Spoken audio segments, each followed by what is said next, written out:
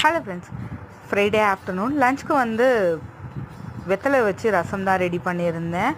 ஏன்னா இது சளி இருமலுக்கு எல்லாம் நல்லாயிருக்கும். குட்டிக்கு 2-3 நாளாக மழை வந்ததில் அதுலேருந்து லைட்டாக சளி இருந்தது. ஸோ அதனால தான் ரசம் மாதிரி வச்சு கொடுத்தா அவனும் சாப்பிட்டுப்பானேன்னு சொல்லிட்டு ரெடி பண்ணியிருந்தேன். கஷாயம் கூட பண்ணி கொடுக்கலாம், பட் கஷாயம் மாதிரி பண்ணி கொடுத்தா அவங்க சாப்பிட்றதுக்கு கொஞ்சம் கஷ்டப்படுவாங்க. ஸோ ரசம் மாதிரி வச்சு கொடுத்துட்டா சாப்பிட்டுப்பாங்களேன்ட்டு ரெடி பண்ணியிருந்தேன்.